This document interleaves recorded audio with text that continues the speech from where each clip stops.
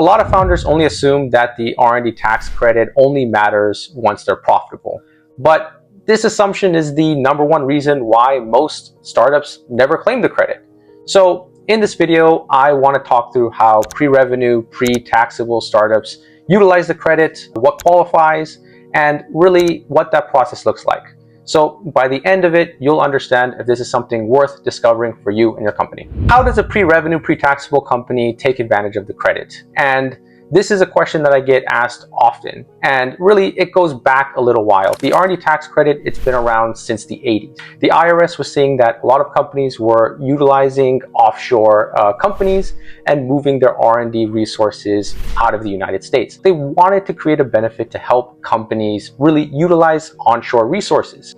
And this worked fine for a while, but then startups was really the biggest gap that they saw. So in the mid-2010s, the government saw this gap where there were a lot of startups that were investing heavily in R&D, but they were unable to take advantage of the R&D tax credit. So what they did was they said that, go ahead, claim the credit, but what we want you to do is take that credit and use it to offset payroll taxes.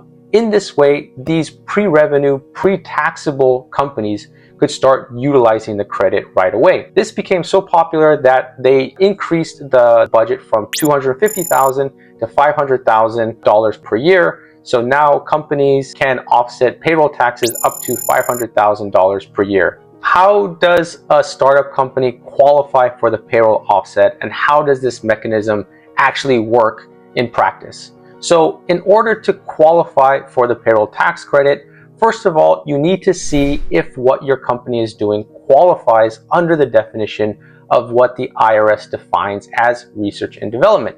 Now, if you ask a bunch of different folks, they are going to give you so many definitions of what R&D is, but thankfully the IRS has their own rules and they tell you exactly what qualifies for research and development.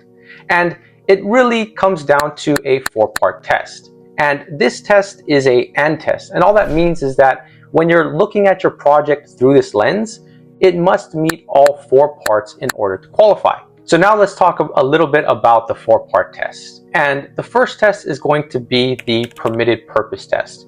That's just fancy words for saying why. The government wants to know why you're doing this project. Are you creating something new? Are you enhancing a platform that you created? Are you creating a better performance of what you already have? Now, these are the things that the IRS wants to see. What they don't want to see is you're just changing it. Maybe there's a look and feel aspect to it. Maybe there's simple updates that you're creating. There could be an economical portion to it, but what they really want to see is they want to see that new and improved state of it. The second part of the test is going to be the technological in nature test. Now, that just means that your project must be based in a hard science.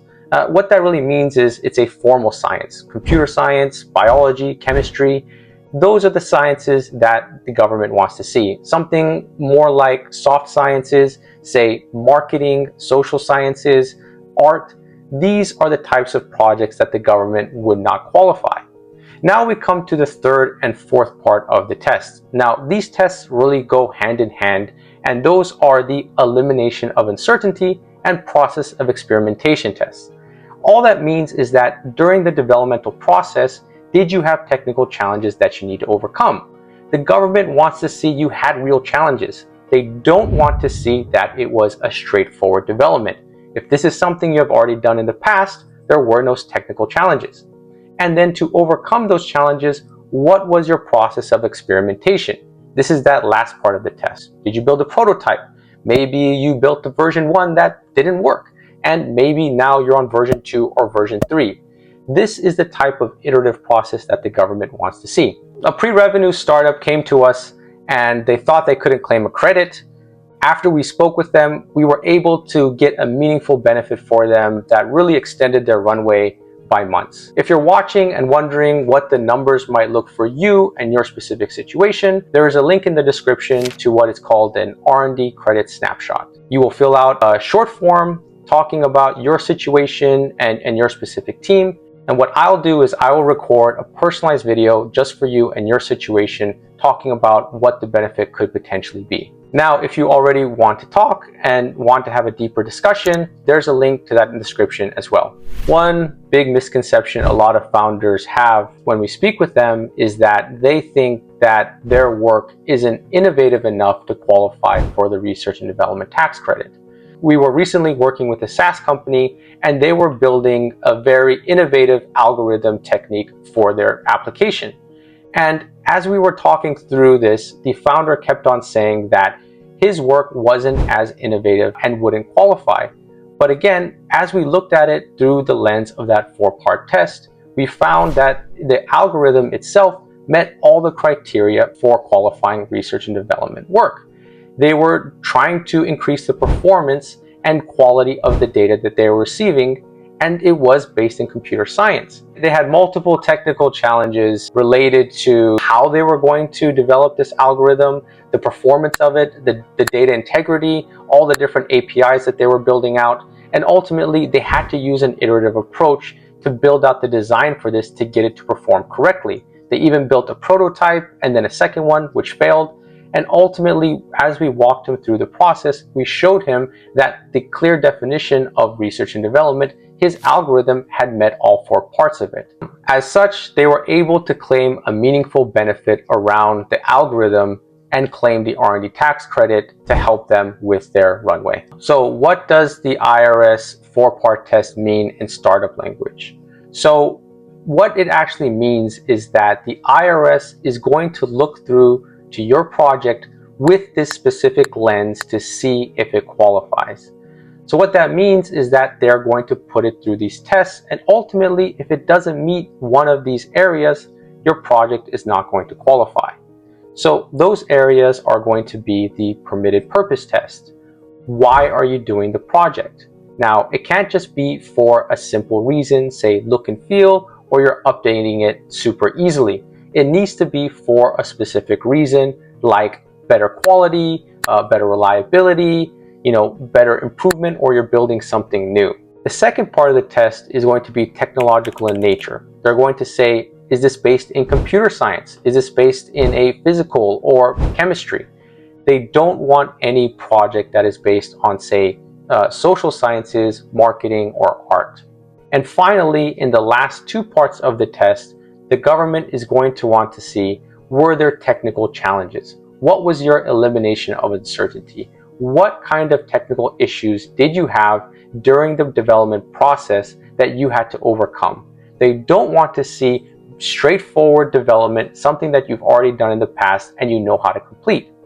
The last part is to overcome those technical challenges, the process of experimentation.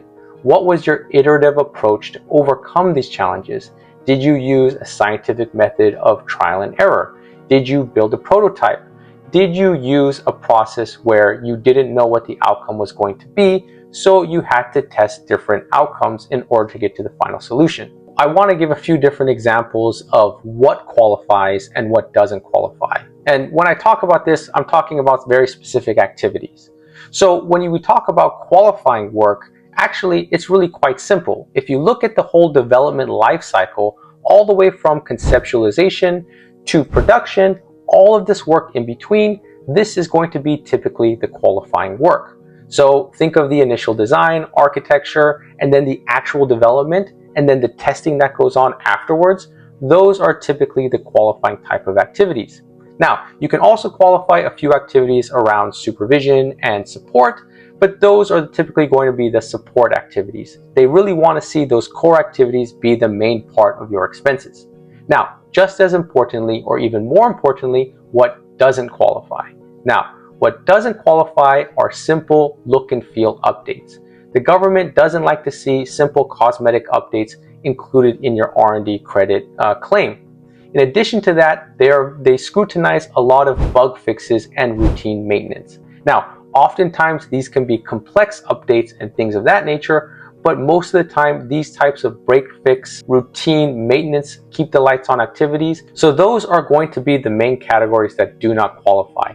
Really what they want to see is that they want to see those core development activities in the development life cycle make up the bulk of your expenses. So I know I presented a lot of information here and you're probably thinking it's a lot of work and There's a reason why you haven't claimed the credit, because it just seems like it's more worth than the actual benefit.